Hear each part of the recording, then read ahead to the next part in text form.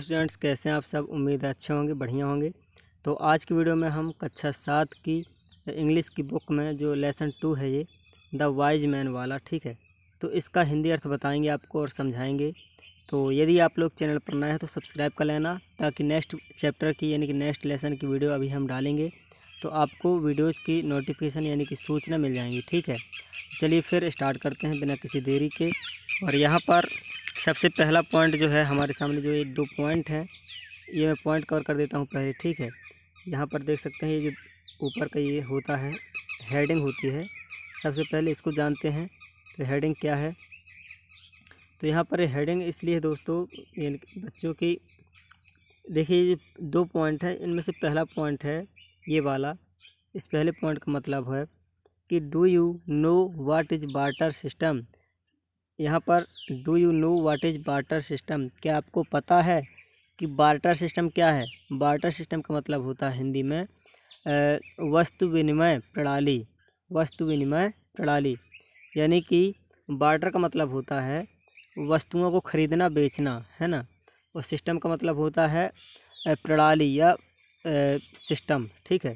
तो वस्तुओं को बेचने खरीदने का व्यापार क्या आपको पता है, क्या वस्तु विनिमय का काम पता है, ये इस पहले पॉइंट में आपसे पूछ रहा है लेसन, ठीक है।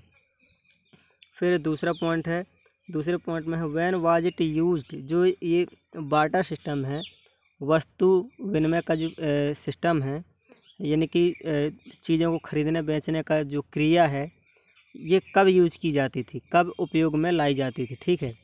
तो ये आपको बता दें, ये आपको पता चलेगा लेसन में आगे अभी, ठीक है। तो चलिए फिर नीचे चलते हैं और देखते हैं हम। तो यहाँ पर देख सकते हैं ये चित्र बना हुआ है, कुछ घोड़े हैं, कुछ लोग हैं यहाँ पर, है ना। कुछ बच्चे भी खेल रहे हैं यहाँ पर,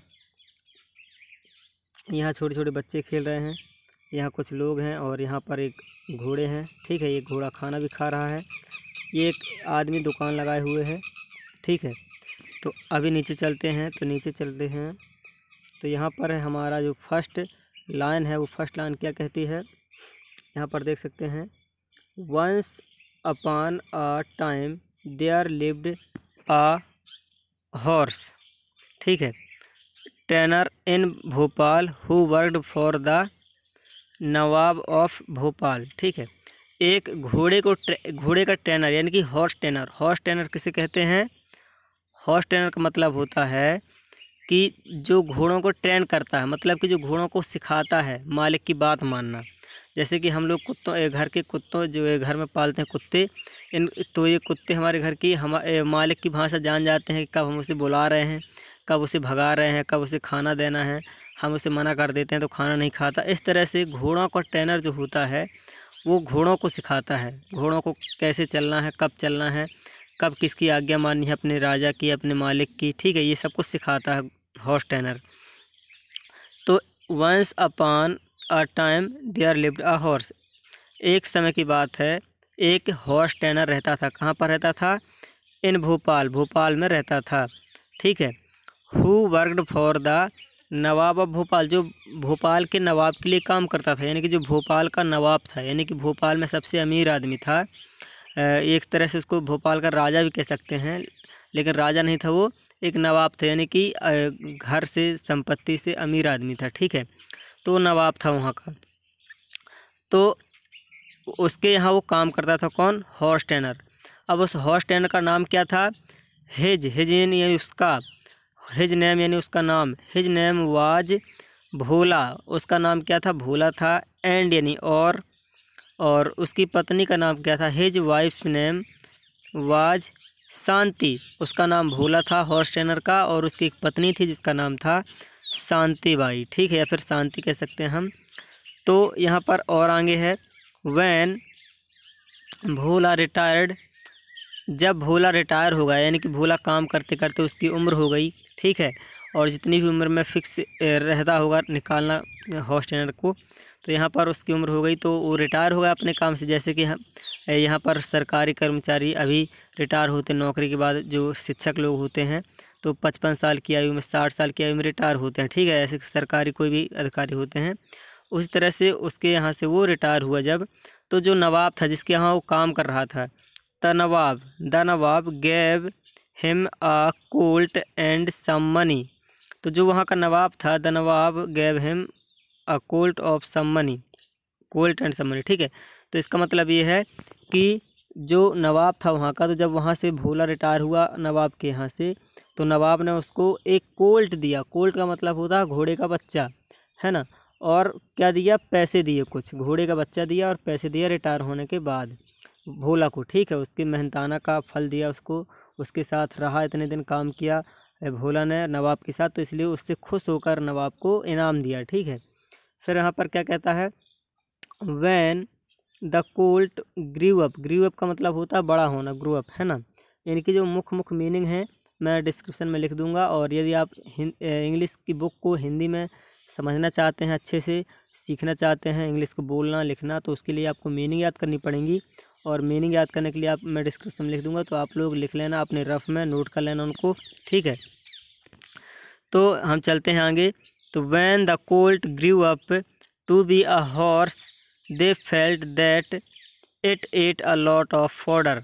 तो वह जो बच्चा था, जो बच्चा एक घोड़े का बच्चा, अब वो बड़ा हो गया और एक horse to be a horse, एक घोड़े के रूप में बदल गया, मतलब कि एक बच्चे से वो बड़ा घोड़ा बन गया। ठीक है, तो दे फेल्ट, उन्होंने लगा, मतलब कि दे फेल्ट मतलब उन्हें, भोला को और भोला की पत्नी को, अब वो बच्चा उनके घर में था घोड़े का, तो अब भोला और भोला की पत्नी को लगा कि it ate a lot of fodder, कि यह बहुत ज़्यादा घास खाता है, बहुत ज़्यादा भोजन करता है। कौन, घोड़ा, क्योंकि बच्चा था तो कम खाता था, अब बड़ा हो गया तो थोड़ा सा ज़्यादा खाने लगा वो, है ना, एक बड़े घोड़े जैसे खाने लगा।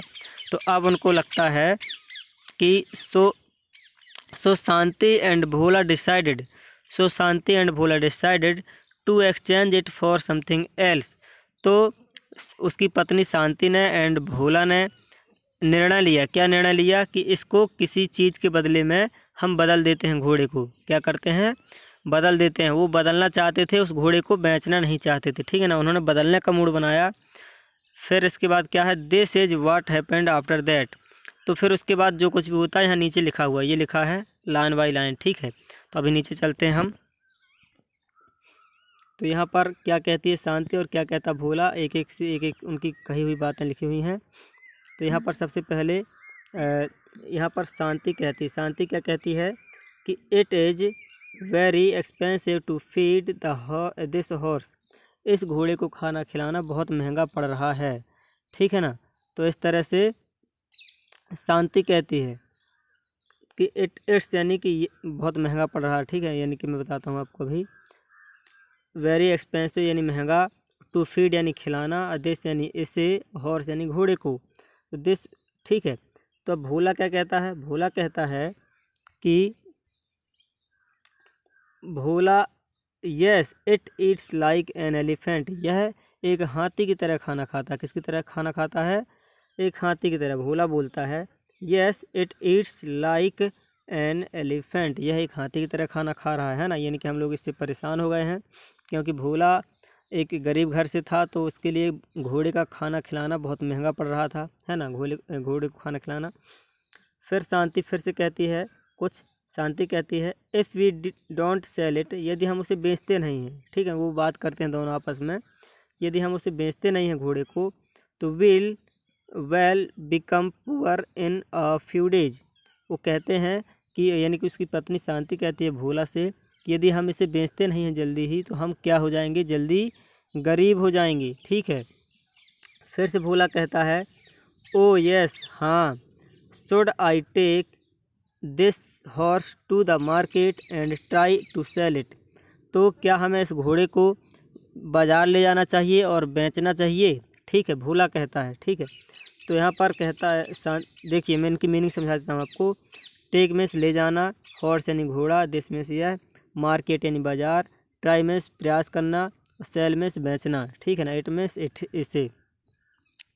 तो फिर उसकी पत्नी कहती है Shanti yes this is a right decision, this is a right decision, यानी कि डिसीजन यानी निर्णय और राइट यानी सही।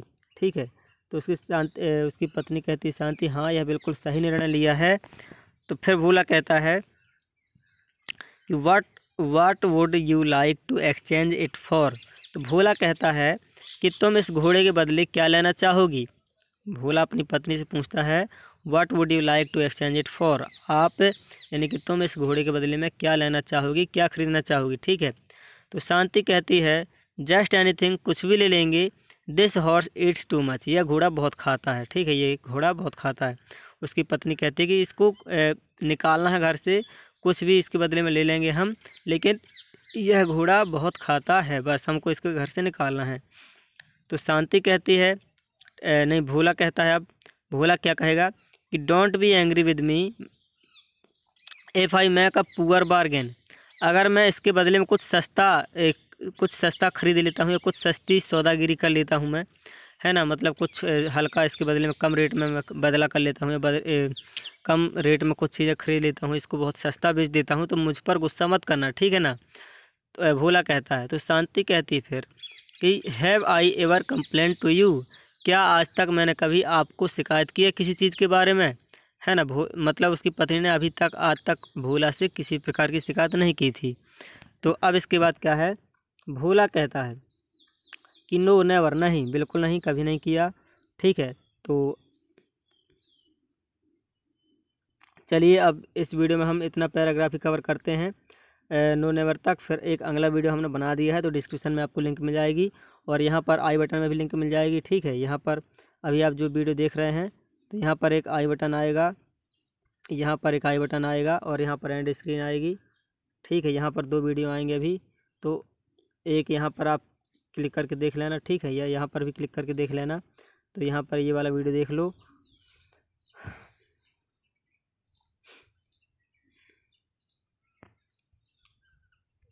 जल्दी से यहाँ पर क्लिक करके और देख लो इस अगले वीडियो को।